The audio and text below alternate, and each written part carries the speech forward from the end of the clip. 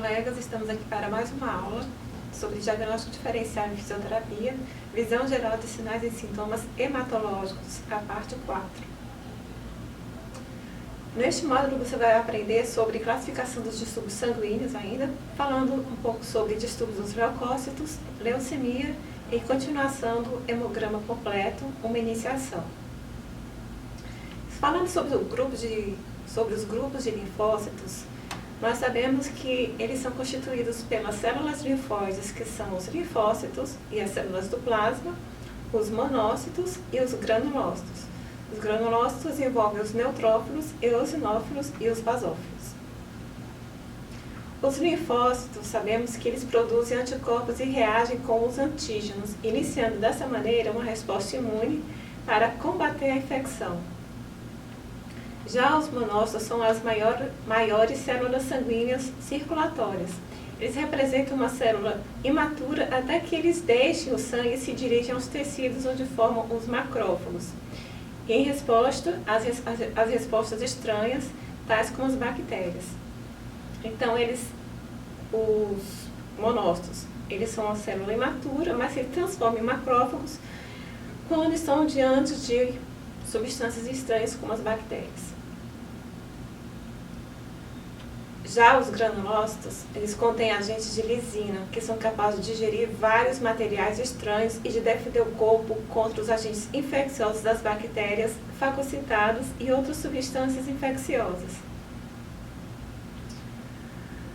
Os leucócitos, eles são reconhecidos como uma reação do corpo, os distúrbios dos leucócitos, são reconhecidos como uma reação do corpo aos processos de doença e agentes lesivos. Esses distúrbios acontecem como resultado de infecções agudas ou condições sistêmicas crônicas. E aí nós temos duas condições: a leucocitose, que é a contagem elevada de leucócitos, ou a leucopenia, que é a contagem baixa de leucócitos. A leucocitose ela é caracterizada com a contagem de mais de 10.000 leucócitos milímetros cúbicos e caracteriza também a presença de doenças infecciosas. Está associado também com o aumento dos neutrófilos circulantes, ou seja, a neutrofilia, e os neutrófilos são recrutados em grande número no curso da maioria das infecções bacterianas.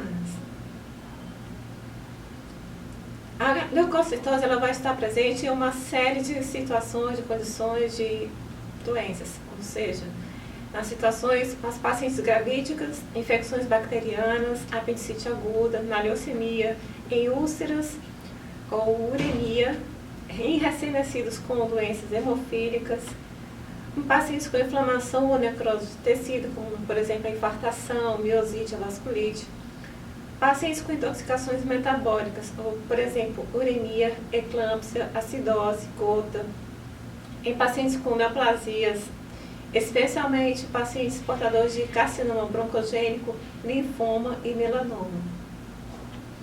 Também a leucocitose vai estar presente nos casos de hemorragia aguda, esplenectomia, pneumonia, intoxicação por produtos químicos, febre reumática. Já a leucopenia, ela é a redução do número de leucócitos do sangue abaixo de 5.000 milímetros por cúbico.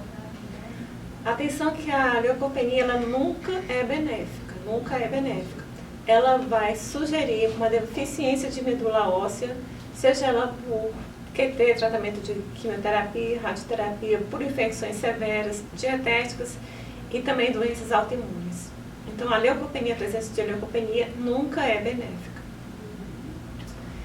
A atenção agora especial para o fisioterapeuta. É importante que o fisioterapeuta esteja ciente da mais recente contagem de células sanguíneas brancas do paciente antes e durante o curso do tratamento da fisioterapia. A infecção será um grande problema se esse paciente tiver imunossupressão. Atentem para esse termo, NADI. O NADI, ou o ponto mais baixo, que é a contagem da célula branca, alcança. Usualmente o NADI acontece por volta de 7 a 14 dias depois da quimioterapia ou da terapia de radiação. Nesse período, entre 7 a 14 dias, ou seja depois da quimioterapia ou da radioterapia, o paciente fica extremamente susceptível a infecções oportunistas e complicações severas.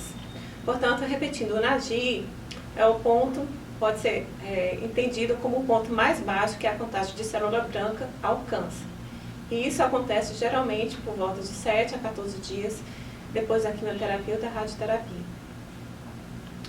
Então, o alerta para os fisioterapeutas é que é muito importante a lavagem cuidadosa das mãos e das práticas higiênicas, e nunca será exagerada, principalmente quando se tratam de pessoas nessa situação.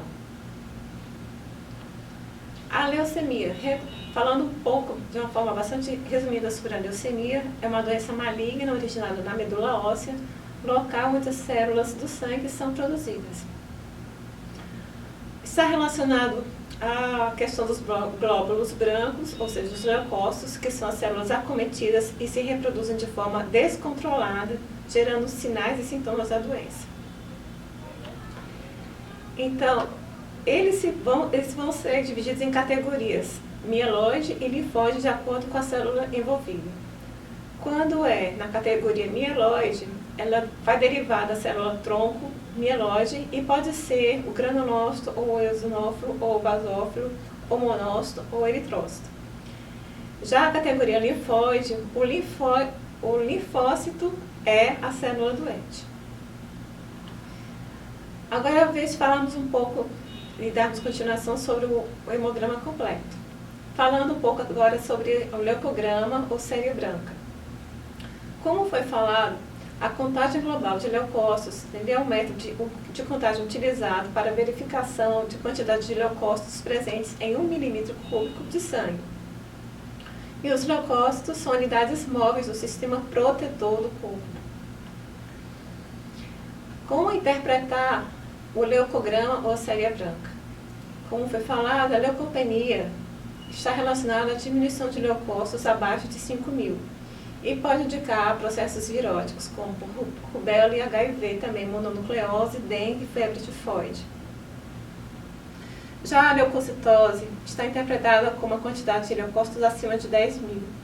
Pode indicar processos infecciosos bacterianos, como pneumonia, meningite, hemorragias, abdômen agudo, gravidez ectópica, apendicite, peritonite, artrite séptica, artrite reumatoide, neoplasias, febre reumática e leucemias. Contagem específica dos leucócitos. Nessa contagem estão relacionados os seguintes componentes: eosinófilos, basófilos, linfócitos, monócitos e neutrófilos. Já os neutrófilos, eles são compostos pelos seguintes estruturas: mielócitos, metamielócitos, bastões ou bastonetes e segmentados.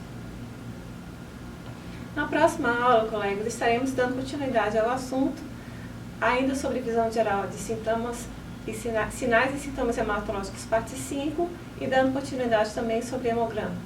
Obrigada pela atenção de todos. Até a próxima.